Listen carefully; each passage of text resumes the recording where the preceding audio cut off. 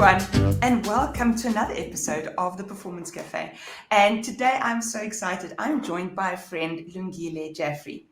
Lungile is the founder and managing director of Initium Venture Solutions, a company focused on empowering and uplifting, as well as eradicating the skills gap amongst the unemployed youth of South Africa through skills development initiatives. Lungile is a proven team leader and builder with an MBA from the Wits Business School, a degree in transport economics. Don't even ask, did not see a lady having that, and vast experience in strategic implementation and skills development. She's a board member of the Women in ICT organization that we're definitely going to be talking about. The Women in ICT organization works towards the development of women in the ICT sector, and Lungile's passion and drive are for her to make a difference in people's lives through meaningful and impactful initiatives. And so, without further ado, hello, Lungile. Hi, how are you? I am Thank you so much so for well. yes, Thank thank you so you. much for having me. It is only a pleasure. I'm so excited because I know we had a great prep session and we've got so much to talk about. And so, Lungile, let's get cracking immediately. This is Performance Cafe. This is Women's Month. Let's get in and say, what do you think is the nature of performance? And do you think it's shifted over the past couple of years? So, performance is the act of doing something because you want to reach somewhere. Like it's a process of doing some activities because you have a goal of achieving something.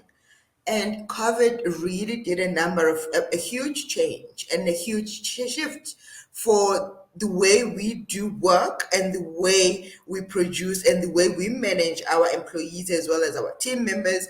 Because now, not only are we're worried about going into the office. Now the office was at home. Now we're working from home. So now it's not about how many hours you can clock. Now it's more about the deliverables. Are you delivering on what you are meant to do? Does it make sense? So it changed quite a lot. And a lot of companies will never, ever go back to the office because now it works being at home. I mean, like you don't need brick and mortar for you to do any work. You can work anywhere now. You can go to the beach and start working as long as you can make those deliverables that you are meant, obviously, to deliver. I couldn't agree more. And do you think this has impacted the way that we see or perceive success? Most definitely, it has.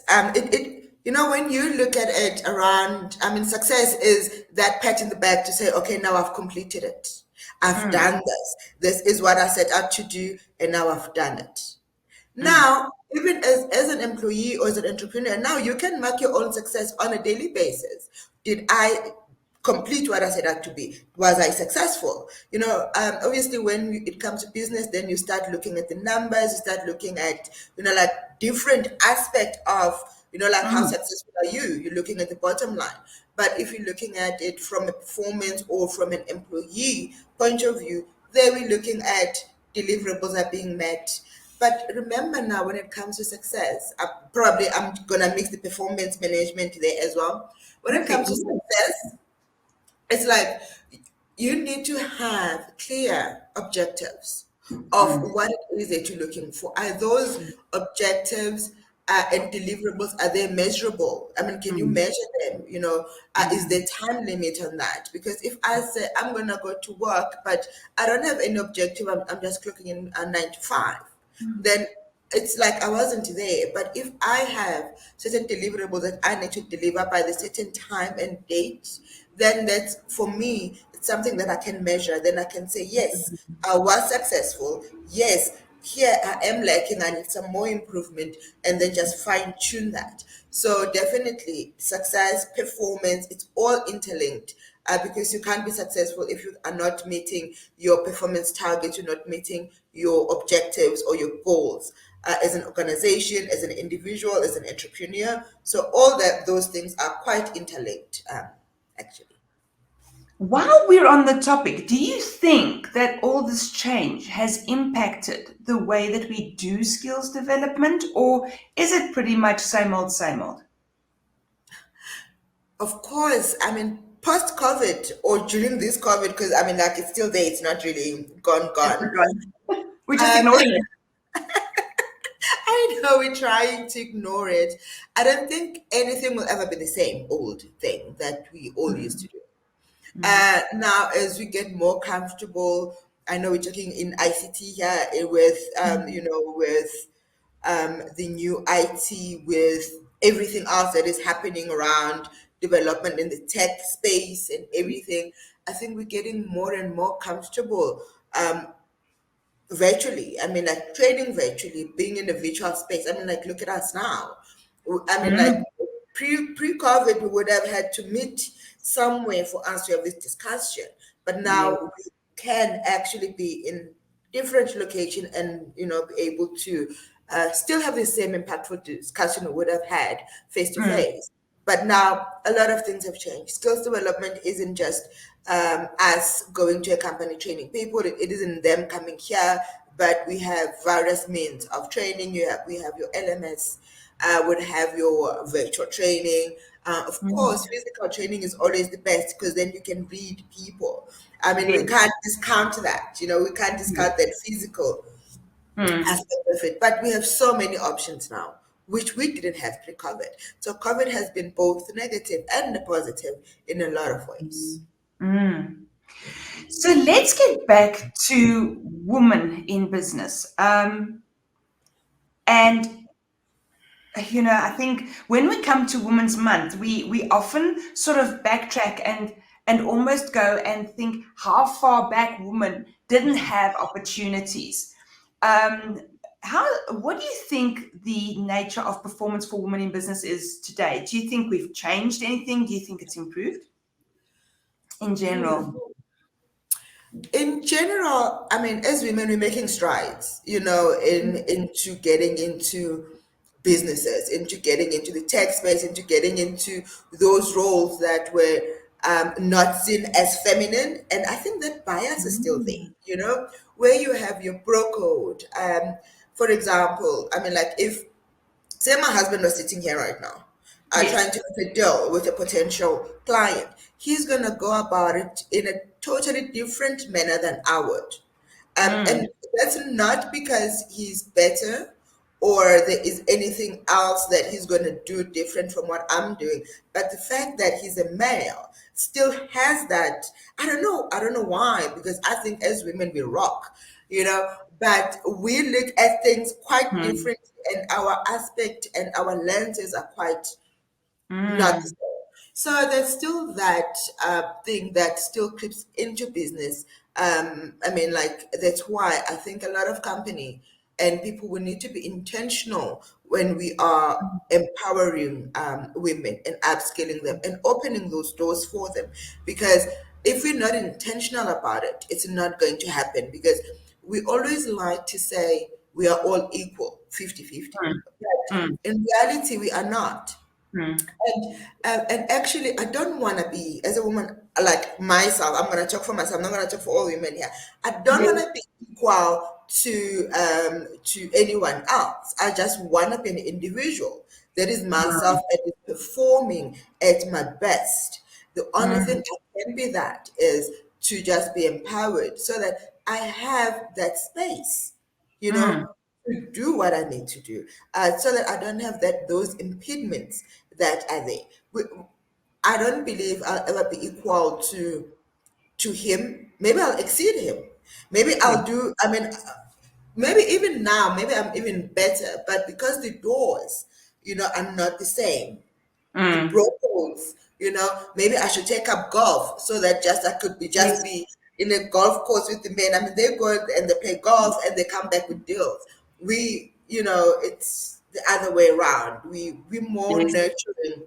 We nurture, we look after, and everything else. Okay.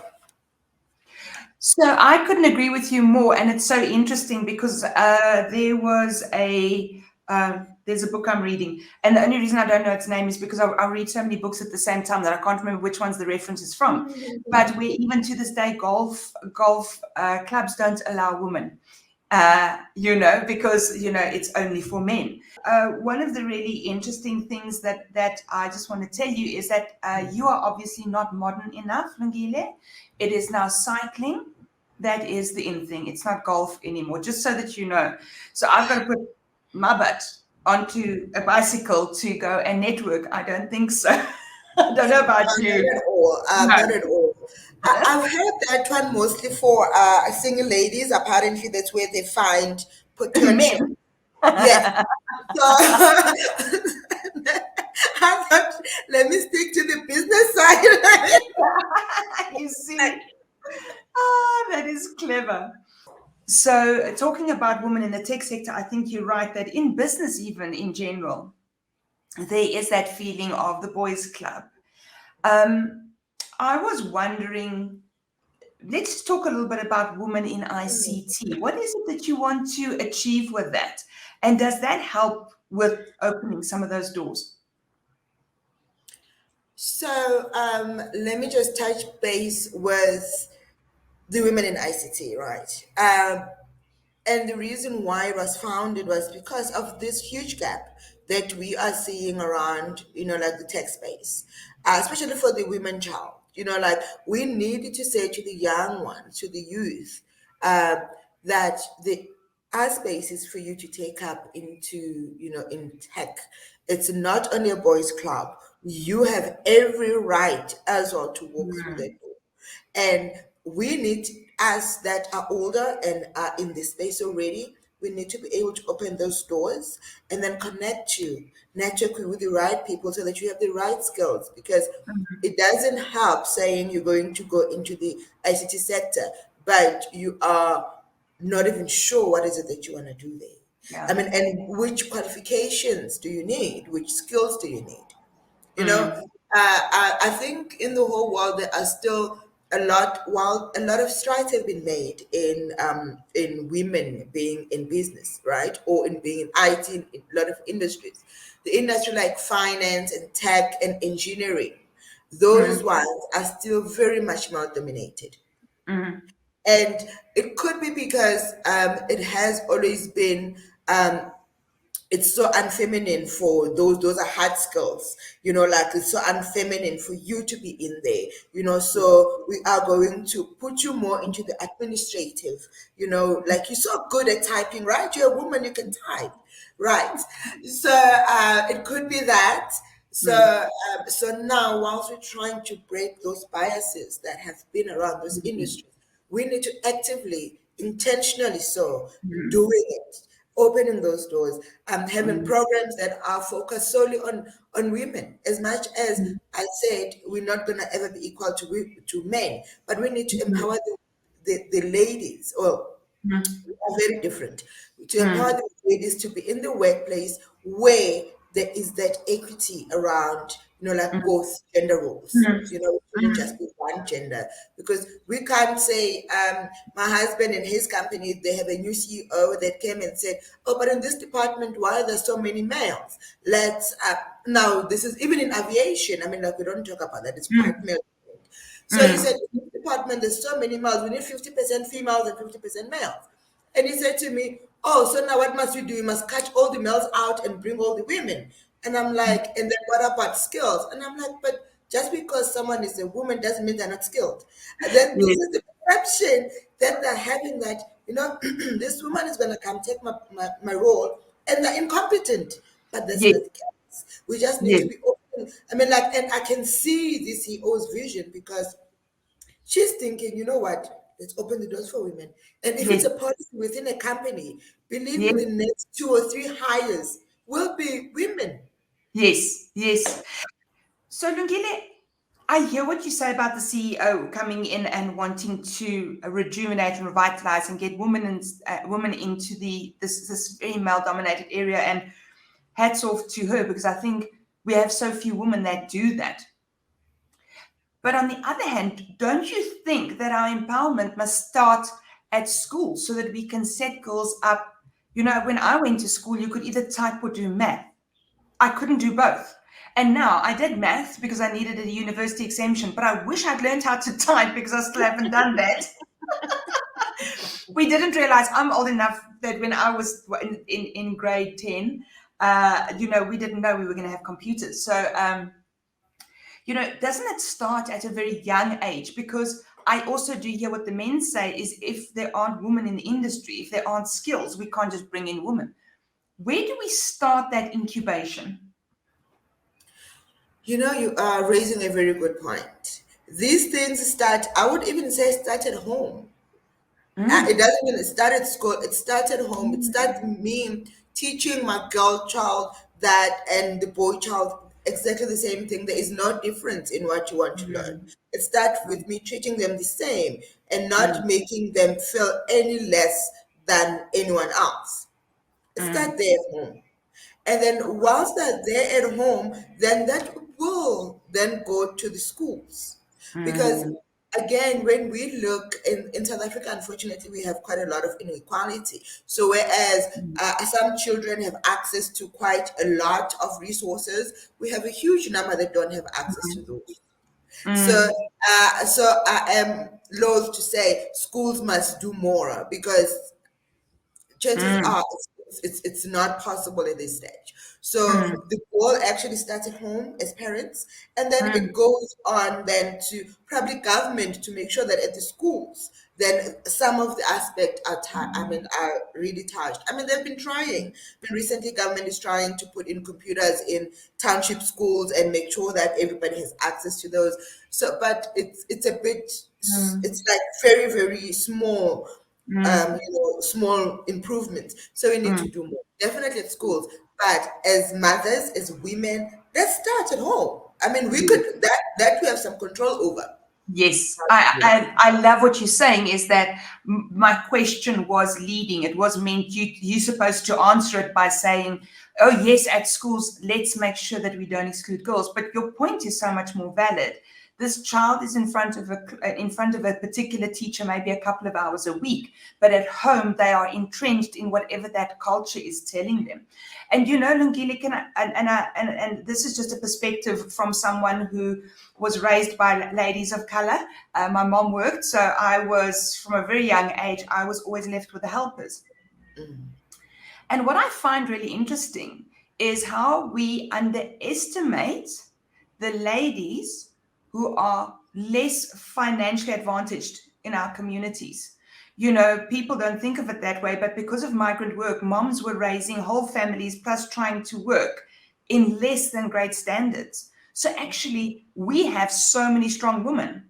They're just sitting where we can't reach them, and they've raised a whole family, and they may be a granny now. So we've got correct. those role models. We've got those role models because they were just running the whole world, because husbands, because no fault of their own, but husbands weren't around to provide that support. So I love what you said, and maybe if I can say what I'm taking from that is for me to see what signals I'm sending into the community as well, because I think of myself as empowered and I think of myself as promoting this, but you know I don't have a I don't have a daughter, so maybe something to consider.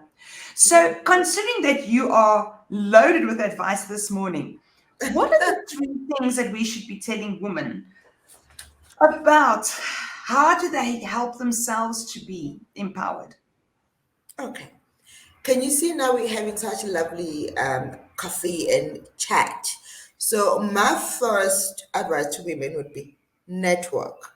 Network, connect with other ladies, connect because chances are we are all going through something similar or we've gone through something similar or maybe in a different angle and then we can maybe provide some perspective, especially if Mm, you're an entrepreneur. I mean, as entrepreneurs, you are everything in that company. You are probably maybe mm, except the cleaning lady, but you do everything else that has to be done in that yes. organization. So you need like-minded people around you that would see your vision and be able to pull you up because we need that. We need that support from peers that are not Mm, going to be judging you or looking at you funny. I mean, we don't even need to be very close friends. I mean, like we could just be business connections that we can connect And when we do that, we open up also collaboration opportunities. I mean, I Mm. won't tell you how many collaborative opportunities I've gotten from women because I've connected with them and we've connected Mm. in a way that has we have this common goal. We're trying to do the same thing, maybe from different aspects, but we are able to then connect and do Yes. those collaborations. So network, connect with people, make those Mm. connections. Mm. You don't have to invite me to dinner, but connect. Mm. Let's see where we could obviously assist each other there. So, Okay. Lungile, if I can just interrupt you there, what I'm hearing you say is that a coffee chat like this is the equivalent of that golf game. Yeah, exactly. Except that ironically, I think sometimes as women we're too afraid to ask for those opportunities. Yeah. Correct. We are. That was my next point. So, Actually, it was leading to my next point was we need to step up and take up this space. I mean, it's there to be taken. It's mm, there to be taken. Let's not be scared. Why are we scared? I mm, mean, believe me, if you can do what women do on a daily basis, you mentioned being raised by very strong women, like the way mm, you grew up. And mm, when I think back about how my mom, had, handled things and stuff, it's not even, yeah, they were not even said they're like CEOs or they wanted this, whatever, but they held it down. We already mm, have very strong role models from where we come from. mm, And we mm, don't, they're not even in the media. They're people that groomed us, they're people that raised us. So mm, let's take up space. I be scared. mm. We need to take up Love that it. space. We need to step up. Yeah. Mm. Okay. That's, yes, number three. Last one. You need, ladies, we need to play to our strengths. Mm, That mm, is, let's not try to be masculine.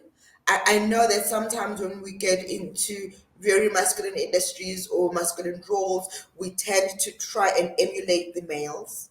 yes, We don't need to. That's what I was saying to you was equality is all well and good, but I don't want to be equal to anyone else. I want to be me. Just yes, open the opportunities. When I'm there, I'm going to be me. So mm, I have my own strengths. yes, Males have their own strengths. So as women, we need to play to our strengths and make sure that that's how we nurture it. That's how we grow. And when we do that, that's our mm, space to play in. Okay. mm. I love I think that. I'll stop there with the yes, with that. And so thank you. I think those are three excellent. I think those are three excellent things. And what resonated for me when you said play to your strengths, I sort of feel like we've always been told we're too soft, we're too nurturing, we're too kind, we're too gentle, we're just not competitive enough. And actually, those make for great collaborators. So I think there's definitely space for that. But Lungile, it's one thing for us to say that women should help each other in business, because there are, I mean, as we said, so many of the industries are actually all male dominated. Is there something that males can do to help us in the environment in a way that obviously is good for them as well? Of course. I mean, like, we can't just go and cut all the mouths, I mean, from departments and say, no, we are here, we are taking up space, move over, we're ready. But as males, because usually there are males that we report to. Mm. And this will go for both in the home environment as well. I'm not saying you report to anyone's husband, but I'm just Yes. saying, like, there are males in your private life and then there are males in the workplace. Mm-hmm. And as males, they need to support us, right? But the Mm. one thing is they need to recognize the work that women do. Don't Mm. gloss over it. Ah. If Lungile was instrumental in signing that 5 million rand deal, she was the lead there. Don't Mm. come and say the company signed this or the department did Mm. that.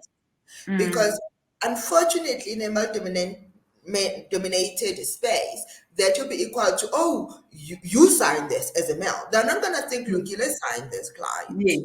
right? Yes. So when you are recognizing to say, these are, what she has done, and this is, and people will start seeing how these women are exceeding the expectations when you Mm. are quantifying, you know, Thank you. that Yes.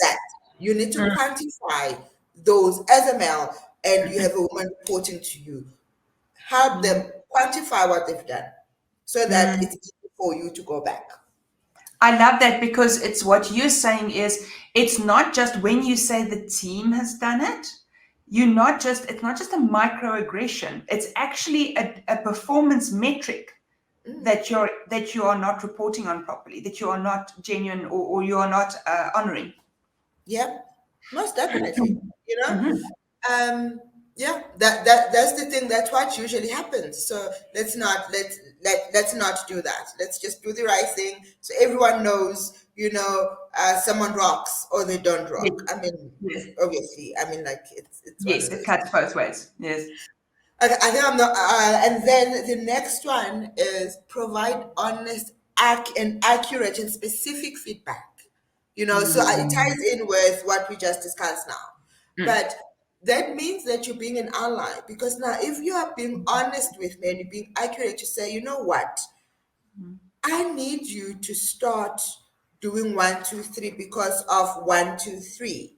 Then it's easy for that to be, actually, you empowering me. Let me put it like that. You're empowering me for the right space, for the right work, so that I can do the right performance in that space. Mm. So you're not being generic, like, oh, not like women are useless. No, don't be don't generalize that women are this or that, but be specific and say, this is what Lungile has done. Lungile, if you do this, this will open Mm. those doors.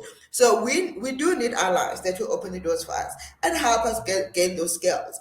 I mean, my suggestion to my husband when he was talking about how the CEO was gonna do 50-50, I was like, maybe this is a good platform to start empowering and upskilling those upcoming people that can fill up that space, because we don't want incompetent people just because they're women in Yes. position.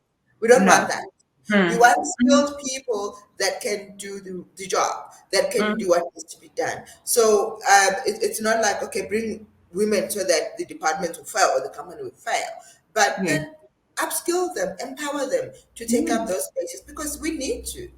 Yes, I agree, and I love that because we also don't want women to fight so hard to get there, only to fail because we didn't upskill them properly. Um, Correct. because that also, it's one thing to say, oh, let's just give them the positions because they deserve it. When actually what you're doing to that person is morally wrong. You're breaking their spirit by not setting them up for success. Correct. I mean, I can't tell you how many times I've come across where you need to be empowering yourself, or having someone hold your hand, or holding someone else's younger. I mean, which is what actually we're trying to do with women in ICTs, because we need to be giving those skills to those Mm. younger ones so that they'll be able to take up space when there are platforms given to say we are actively looking to bring in more women. So Yes. let there be women that are skilled, that are ready to take up those spaces. Yes, indeed, indeed. And then your last point. I'm sure you've got a third point for the gentleman. The gentlemen, they are the ones that can lead in challenging the gender discrimination. Ah, I like where you're So, going. because they're already there in those spaces. Mm. If in your mind you think your wife, your partner is smart, able to do a job, and there's a Mm. senior position, and there's a senior position in your company for a senior management in IT, and you have a partner at home that can do one, two, three. I mean, Mm.